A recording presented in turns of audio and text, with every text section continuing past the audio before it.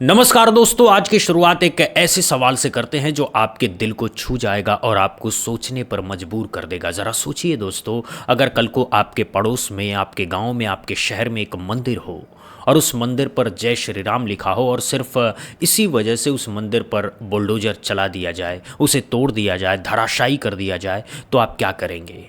क्या आप चुप रह पाएंगे? क्या आप ये बर्दाश्त कर पाएंगे? क्या आपका खून नहीं खौलेगा? क्या आपकी आस्था पर चोट नहीं लगेगी? क्या आप सड़कों पर नहीं उतर पाएंगे? बिल्कुल उतरेंगे, बिल्कुल आवाज़ उठाएंगे और ऐसा करना भी चाहिए, क्योंकि अपनी आस्था की रक्षा करना हर इंसान का बुनियादी हक है। लेकिन दोस्तों, ठीक यही घटना अभी उत्तर प्रदेश के संभल में हुई। बस फ़र्क इतना है कि वहाँ मंदिर की जगह मस्जिद थी और जय श्री राम की जगह आई लव मोहम्मद के पोस्टर लगे थे। जी हाँ दोस्तों, संभल में एक मस्जिद पर सिर्फ इसलिए बुलडोज़र चला दिया गया क्योंकि वहाँ से आई लव मोहम्मद के पोस्टर मिले थे। अब ज़रा सोचिए, क्या ये कोई जुर्म है? क्या अपने पैगंबर से प्यार करना अपराध है? क्या अपनी आस्था को व्यक्त करना गुनाह है? क्या इसके लिए किसी इबादत गाह को गिरा देना सही है? मस्जिद में अगर आई लव मोहम्मद के पोस्टर नहीं मिलेंगे तो क्या जय श्री राम के पोस्टर मिलेंगे?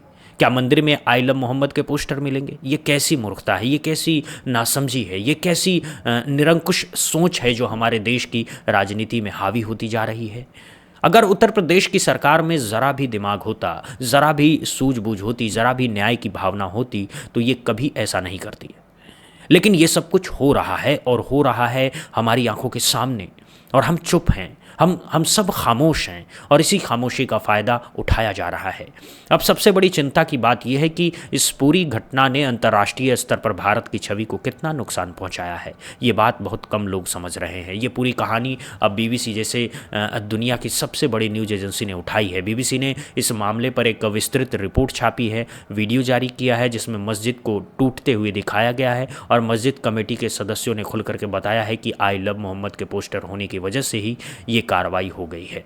अब ज़रा सोचिए दोस्तों, जब बीबीसी जैसा संस्था ये खबर दुनिया भर में पहुंचाएगा तो अंतर्राष्ट्रीय स्तर पर हमारी क्या इमेज बनेगी? उन देशों के नागरिक हमारे बारे में क्या सोचेंगे जहां जाकर के हमारे प्रधानमंत्री बड़े बड़े शेखों से गले मिलते हैं, झप्पिया पप्पिया करते हैं और इसे अंतर्राष्ट्रीय कूटनीति का नाम दे करके खूब प्रचार किया जाता है। और दोस्तों, आज की इस वीडियो में मैं आपको इन सब सवालों पर बात करूंगा। मैं आपको बताऊंगा कि कैसे विदेशी मुसलमानों से तो प्रधानमंत्री का बहुत प्रेम है, लेकिन अपने ही देश के मुसलमानों के साथ ही व्यवहार होता है। मैं आपको बताऊंगा कि कैसे एक महिला मुस्लिम जज तक को इस देश में गालियां दी जाती है। मैं आपको बताऊंगा कि कैसे संभल जैसा संवेदनशील इलाका जानबूझकर और बढ़ाई जा रही है। और सबसे बड़ी बात, मैं आपको बताऊंगा कि कैसे हमारी सरकार सिर्फ फोटो शूट और इंस्टाग्राम पोस्ट तक सीमित रह गई है। ये सब आपको आगे की वीडियो में बताऊंगा, तो वीडियो को अंत तक ज़रूर देखिएगा। चैनल को सब्सक्राइब करना मत भूलिएगा और अगर आप मानते हैं कि भारत में हर धर्म का सम्मान होना चाहिए तो लाइक और शेयर का बटन ज़रूर दबाइए। अब चलिए शुरू करते हैं दोस्तों। सबसे पहले इस घटना के बारे में विस्तार से जान लेते हैं। उत्तर प्रदेश के संभल जिले में एक मस्जिद थी जो शायद बरसों से वहाँ खड़ी थी, जहाँ सैकड़ों मुसलमान दिन में 5 बार नमाज पढ़ने आते थे, जो उस इलाके के मुसलमानों की आस्था का केंद्र थी, जो उनकी पीढ़ियों की मेहनत और श्रद्धा से खड़ी हुई थी। अब हाल ही में कुछ लोगों ने उस मस्जिद की दीवारों पर आई लव मोहम्मद के पोस्टर लगाए। अब ये कोई नई बात नहीं है, ये बहुत आम बात है। मुसलमान अपने पैगंबर से बेहद प्रेम करते हैं और इस प्रेम को व्यक्त करने के तरीके भी होते हैं। कोई दरूद पढ़ता है, कोई नात पढ़ता है, कोई मिलाद कराता है, कोई आई लव मोहम्मद का पोस्टर लगा देता है। इसमें कुछ भी गलत नहीं है। ठीक उसी तरह जैसे हिंदू अपने आराध्य से प्रेम करते हैं, राम मंदिर के बाहर जय श्री राम के बड़े बड़े होर्डिंग लगाते हैं, स्कूटर और गाड़ियों पर जय श्री राम के स्टिकर चिपकाते हैं, घर के दरवाजे पर जय श्री राम लिखवाते हैं। ये सब अपनी आस्था व्यक्त करने के तरीके हैं, इसमें कुछ भी गलत नहीं है। लेकिन उत्तर प्रदेश की सरकार ने उन आई लव मोहम्मद के पोस्टर को मुद्दा बना करके पूरी की पूरी मस्जिद ही गिरा दी, बुलडोजर चलवा दिया, उसे जमींदोज कर दिया। अब आप खुद सोचिए दोस्तों, क्या ये सही है? क्या ये किसी लोकतांत्रिक देश में हो सकता है? क्या ये किसी सभ्य समाज में हो सकता है? क्या ये किसी ऐसे देश में हो सकता है जो खुद को विश्व गुरु बताता हो? बिल्कुल नहीं हो सकता, लेकिन हो रहा है और इसी पर पूरी दुनिया हैरान है। अब बात करते हैं उस बहुत महत्वपूर्ण पहलू की जिसने इस घटना को इतना बड़ा अंतर्राष्ट्रीय मुद्दा बना दिया है। बीबीसी ने इस खबर को अपनी रिपोर्ट में जगह दी है और बीबीसी कोई आम न्यूज़ चैनल नहीं है। बीबीसी दुनिया का सबसे प्रतिष्ठित और विश्वसनीय न्यूज़ संस्थान है जिसकी रिपोर्ट को दुनिया के हर कोने में पढ़ा और देखा जाता है। अब जब बीबीसी जैसा संस्थान ये रिपोर्ट करेगा कि उत्तर भारत में एक मस्जिद को सिर्फ इसलिए तोड़ दिया गया क्योंकि वहाँ से आई लव मोहम्मद के पोस्टर मिले थे, तो अंतर्राष्ट्रीय स्तर पर भारत की क्या छवि बनेगी, ये बहुत ही चिंता का विषय है। सोचिए दोस्तों, हमारे प्रधानमंत्री विदेशों में जाते हैं, सऊदी अरब जाते हैं, संयुक्त अरब अमीरात जाते हैं, कुवैत जाते हैं, कतर जाते हैं और वहाँ के बड़े बड़े शेखों से गले मिलते हैं, उनके साथ झप्पियाँ करते हैं, उनके साथ डिनर करते हैं, उनके साथ कूटनीतिक रिश्ते मजबूत करते हैं और इन सब के बीच भारत में मस्जिद गिरा दी जाती है। अब वो शेख क्या सोचेंगे जब उनके सामने ये खबर जाएगी? उन्हें कैसा लगेगा? क्या उनके मन में हमारी छवि अच्छी बनेगी? बिल्कुल नहीं। फ़र्क सिर्फ इतना है दोस्तों, बीजेपी को और हमारे प्रधानमंत्री मोदी जी को विदेशी मुसलमानों से तो बहुत प्रेम है, उनके साथ फ़ोटो खिंचवाने का तो बहुत बड़ा शौक़ है, उनके साथ रील बनाने में तो बहुत मज़ा आता है, लेकिन भारत के अपने मुसलमानों से उनका प्रेम कहीं भी दिखाई नहीं देता। ये दोहरा रवैया क्यों है? ये दोहरे मापदंड क्यों हैं? अब ज़रा एक और बात सोचिए, अगर कल को किसी और देश में, मान लीजिए किसी मुस्लिम बहुल देश में कोई मंदिर होता और उस पर जय श्री राम लिखे होने की वजह से बुलडोजर चला दिया जाता, तो हमारी क्या प्रतिक्रिया होती? हम बिल्कुल चुप रहते क्या? बिल्कुल भी नहीं रहते। हम तुरंत उस देश के खिलाफ बयान देते, विदेश मंत्रालय बयान जारी करता, सोशल मीडिया पर तूफान आ जाता, बीजेपी के नेता टीवी पर आकर के चीख चीख करके बहस करते, हिंदू संगठन सड़कों पर उतर आते, अंतर्राष्ट्रीय मंचों पर यह मुद्दा उठाया जाता। और होना भी चाहिए ये, क्योंकि अगर हिंदुओं की भावनाओं को ठेस पहुंचेगी तो आवाज़ तो उठेगी ही। लेकिन सवाल ये है दोस्तों, क्या भावनाओं का ख्याल सिर्फ हिंदुओं की रखना है या मुसलमानों की भी भावनाओं की कोई कीमत होनी चाहिए? हमारे देश में मुसलमान भारत की सबसे बड़ी अल्पसंख्यक कम्युनिटी है। उनकी आबादी 18 से 25 करोड़ के बीच मानी जाती है। ये कोई छोटी संख्या नहीं है। बहुत से देशों की पूरी आबादी इतनी नहीं है जितने हमारे यहाँ सिर्फ मुसलमान हैं। और इन 25 करोड़ लोगों की भावनाओं की भी कीमत होनी चाहिए, इनकी आस्था का भी सम्मान होना चाहिए, इनकी इबादत गाहों का भी आदर होना चाहिए। लेकिन हो क्या रहा है? बिल्कुल उल्टा हो रहा है। इन्हें परेशान किया जा रहा है, इन्हें टारगेट किया जा रहा है, इनकी मस्जिदें तोड़ी जा रही हैं, इनके दरगाहें मिटाए जा रहे हैं। अब अगर ये बात अंतर्राष्ट्रीय स्तर पर पहुंचेगी, अगर मुस्लिम देश इस पर कोई प्रतिक्रिया देंगे, अगर 55-56 इस्लामिक देश एक साथ मिलकर के भारत की निंदा करेंगे, तो हमारी सरकार क्या कहेगी? फिर वही पुराना तर्क दिया जाएगा कि भारत की छवि खराब करने की साजिश है, अंतर्राष्ट्रीय षड्यंत्र, हिंदुस्तान के दुश्मनों का काम है। अरे भाई साहब, ये कौन सा तर्क है? ये कौन सी सोच है? अपना मुंह गंदा हो तो मुंह धोइए, ना कि आईने पर इल्ज़ाम लगाइए। अगर अपने देश से इस तरह की खबरें आती हैं तो अंतर्राष्ट्रीय स्तर पर आलोचना तो होगी ही।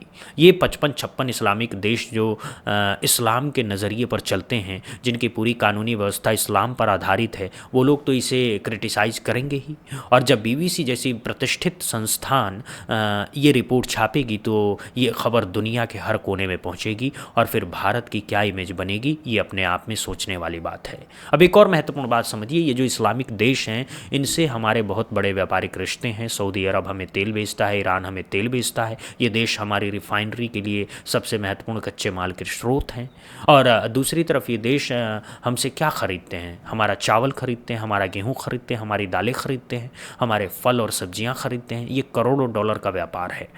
अब अगर इन देशों के नागरिकों के दिल में हमारे प्रति नफरत बैठ जाएगी, अगर इन देशों की जनता मानेगी कि भारत में मुसलमानों के साथ अन्याय हो रहा है, तो इसका सीधा असर इन व्यापारिक रिश्तों पर भी पड़ेगा।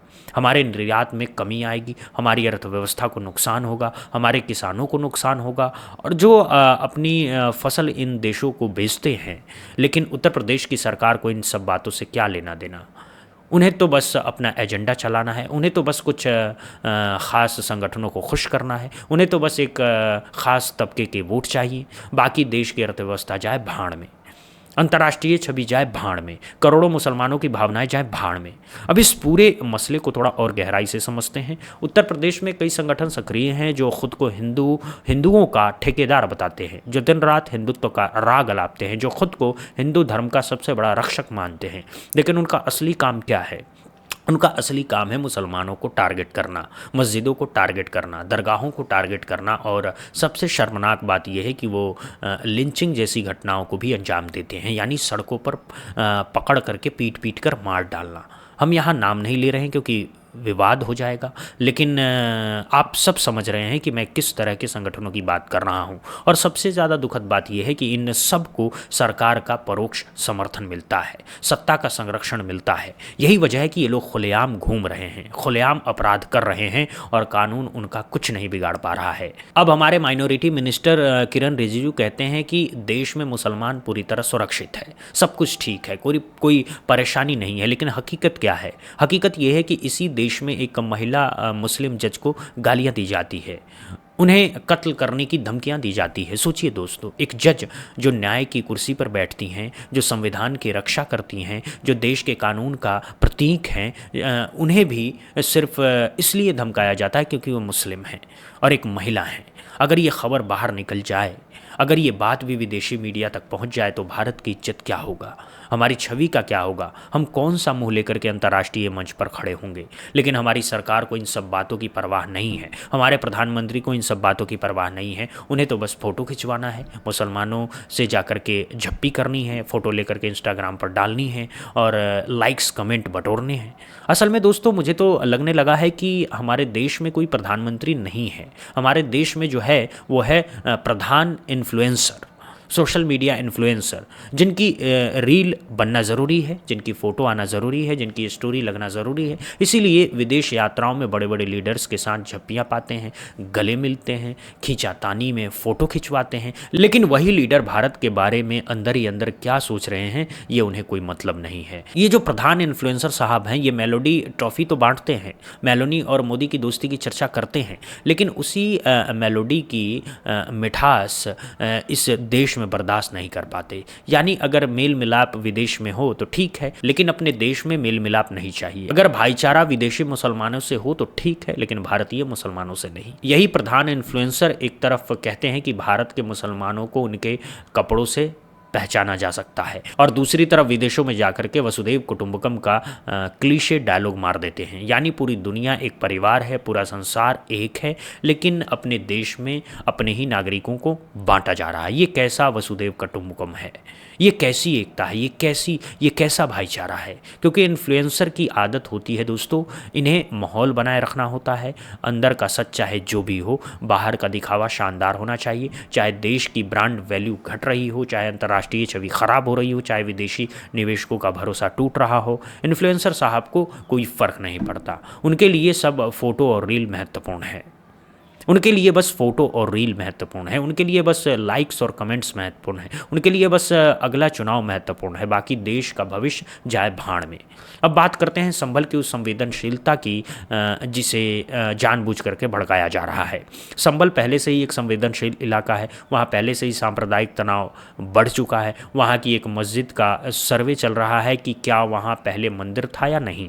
ये पूरी बहस वहाँ पहले से ही चल रही है। हाल ही में संभल में हिंसा हो चुकी है, कई लोगों की जान जा चुकी है, करोड़ों रुपए की संपत्ति का नुकसान हो चुका है। ऐसे संवेदनशील जगह पर एक मस्जिद को गिराना, क्या ये और तनाव नहीं बढ़ाएगा? क्या ये और लोगों की भावनाओं को नहीं भड़काएगा? क्या ये कोई दूरदर्शी फैसला है? बिल्कुल नहीं, ये पूरी तरह से नासमझी का काम है, ये पूरी तरह से बेहुदा फैसला है। लेकिन उत्तर प्रदेश की सरकार को इस बारे में सोचने की फुर्सत कहाँ है? उन्हें तो बस बुलडोजर चलाना है, उन्हें तो बस अपना संदेश देना है, उन्हें तो बस अपने वोट बैंक को खुश करना है। अब आइए सोचते हैं कि इन सब का अंजाम क्या होगा अगर ऐसे ही चलता रहा, अगर ऐसे ही मस्जिदें गिराई जाती रही, अगर ऐसे ही मुसलमानों को टारगेट किया जाता रहा तो भारत का क्या होगा? सबसे पहले तो हमारी अंतर्राष्ट्रीय छवि पूरी तरह से तबाह हो जाएगी। कोई भी विदेशी निवेशक भारत में पैसा लगाने से डरेगा, क्योंकि वो देखेगा कि यहाँ कानून का राज नहीं है, यहाँ किसी की संपत्ति को कभी भी गिराया जा सकता है, यहाँ अल्पसंख्यकों के अधिकार सुरक्षित नहीं है। दूसरा बड़ा नुकसान ये होगा कि हमारे और इस्लामिक देशों के रिश्ते ख़राब होंगे, हमारे व्यापार पर असर पड़ेगा, हमारी अर्थव्यवस्था डगमगा जाएगी, और सबसे बड़ा नुकसान ये होगा कि हमारे देश के अंदर सांप्रदायिक तनाव इस कदर बढ़ेगा कि शायद उसे काबू में करना मुश्किल हो जाए। हिंदू और मुसलमान जो सदियों से इस देश में मिलजुल करके रहते आए हैं, उनके बीच की दूरी बढ़ती जाएगी, नफ़रत बढ़ती जाएगी, और एक दिन ऐसा भी आ सकता है जब ये नफ़रत बहुत बड़ा रूप ले ले, और तब हमें संभालना भी मुश्किल हो जाए। इसीलिए ज़रूरी है कि अब हम सब जागें, सच को सच कहें, गलत को गलत कहें। अगर मस्जिद गिराई जा रही है तो उसका विरोध करें, अगर मंदिर गिराया जा रहा है तो उसका भी विरोध करें, क्योंकि किसी भी इबादत गाह का गिराया जाना गलत है, चाहे वो किसी भी धर्म की हो। ये हमारी विरासत है, ये हमारी संस्कृति है, ये हमारी पहचान है, इसे बचाना हम सबकी जिम्मेदारी है। अंत में दोस्तों मैं आपसे यही कहना चाहता हूँ कि अगर हम चुप रहे, अगर हमने आवाज़ नहीं उठाई, तो कल को हमारी बारी भी आ सकती है। आज मस्जिद गिर रही है, कल कोई और इबादत गाह गिर सकती है। आज मुसलमानों को टारगेट किया जा रहा है, कल किसी और समुदाय को किया जा सकता है। इसीलिए अब वक्त है जागने का, अब वक्त है बोलने का, अब वक्त है उठने का। इस वीडियो को ज़्यादा से ज़्यादा शेयर कीजिए ताकि ये बात देश के कोने कोने तक पहुँचे। क्या आप मानते हैं कि मस्जिद को सिर्फ पोस्टर की वजह से गिरा देना सही है? क्या आप मानते हैं कि भारत में हर धर्म का सम्मान होना चाहिए? क्या आप मानते हैं कि सरकार को इस मामले में जवाबदेही होना चाहिए? अपनी राय कमेंट बॉक्स में ज़रूर बताइए। वीडियो को लाइक कीजिए, चैनल को सब्सक्राइब करना मत भूलिए, बेल आइकन ज़रूर दबाइए ताकि हर बड़ी खबर सबसे पहले आप तक पहुँचे। मिलते हैं अगली वीडियो में एक और बड़ी खबर के साथ। तब तक के लिए नमस्कार। जय हिंद, जय भारत, जय संविधान, जय इंसानियत।